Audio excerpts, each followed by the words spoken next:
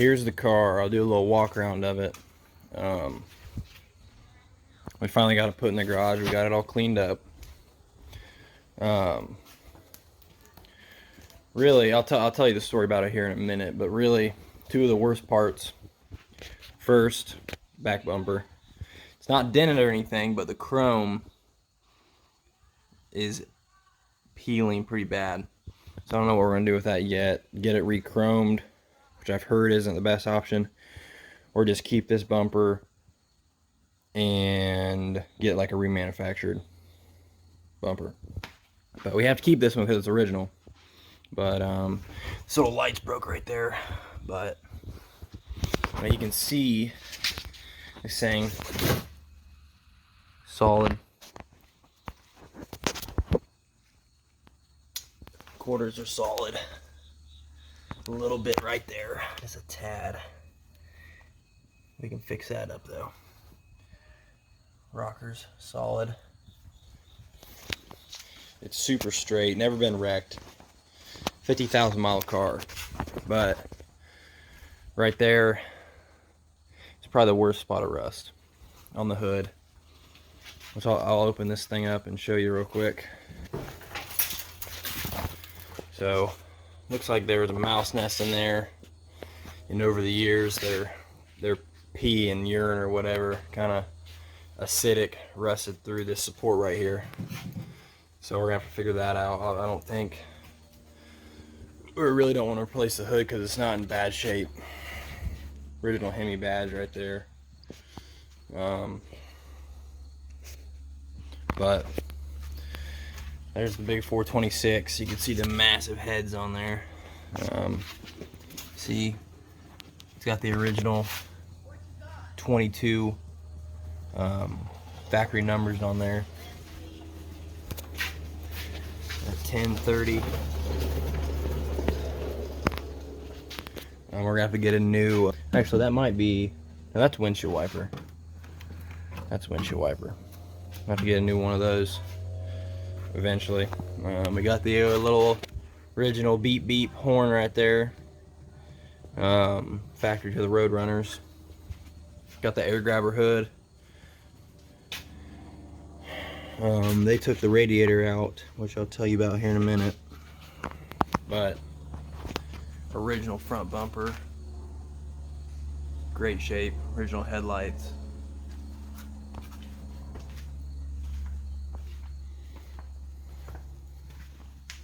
This side is just as straight.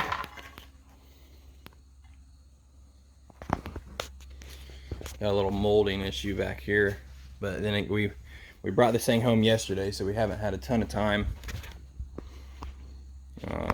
Factory Roadrunner sign right there. Hemi badge. It really is a solid car. Here's the interior. It is an automatic, but it looks like it is a factory radio delete car. So the original owner put these gauges in there, which we'll probably just leave those. Got the little Roadrunner sign right there. It will need a new dash. Door panel, not bad. Seats are in good condition actually, but we're gonna need a new headliner back there. See, it's kind of falling apart. But other than that, interior's not in bad shape. Steering wheel's in great shape. Now here's original Mopar books. These are factory books. This is your model catalog, I believe.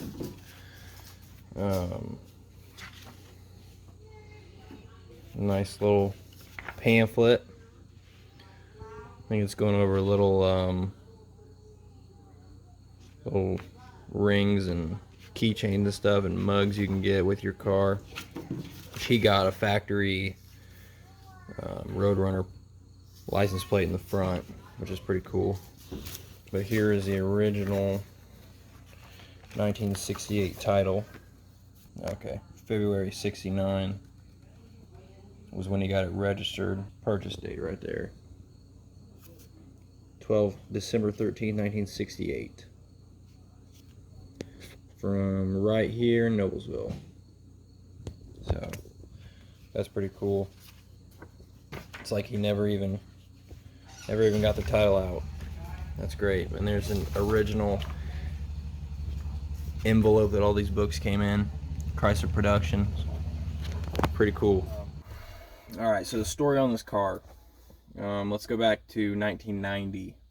My dad would be 18 or 19 years old. He's at his buddy's house, drinking, whatever. It's getting late. He's looking for somewhere to sleep, so he goes into their garage. It's dark. He just opens the door of a car, sits in the passenger seat, and falls asleep. Next morning, wakes up to someone dragging him by the ear out of the car. And it's his buddy's dad screaming at him, saying, if you would have puked in that car, I'd have killed you. You know, don't touch my car. Whatever. That car happened to be this one. Back in 1990. So at that point, yeah, it wasn't being driven. The last year it ran was at early 90s. So my dad would have been a senior in high school at that point. Fast forward to 2020.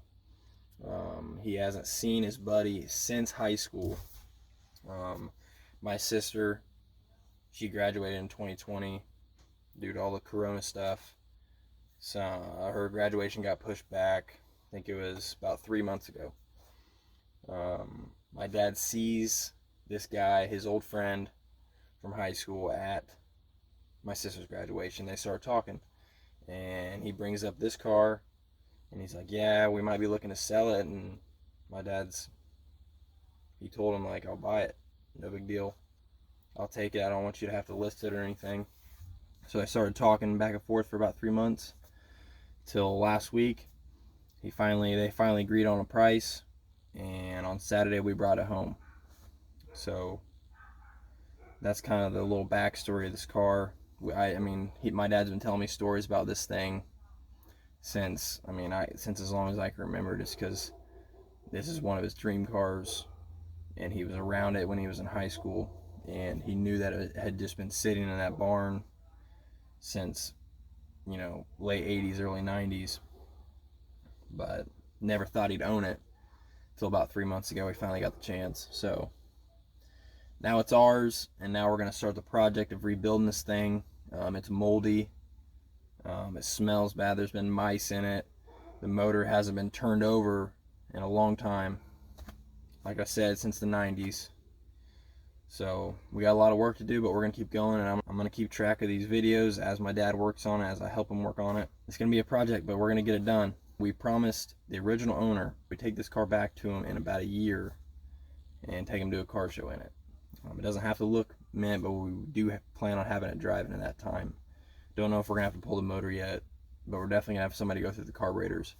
Got somebody coming next week, one of my dad's buddies, to get some cylinder scopes to look down in there, see what they look like. If they look real bad, if they're real rusted, we're going to end up pulling the motor and having someone go through it. So we'll see. We bought this off the original owner, so we have all the paperwork. We have the original 1968 title, which is, it's a 69, but he bought it in 68 from about 20 minutes from my house. So, I mean, this car has history around here, so we're super excited about it. The owner was super emotional when we took it. I didn't really record him much just because he was sad about the car leaving, because, you know, he's owned it since 1968, which is crazy. So, anyway, we'll keep you updated on this project.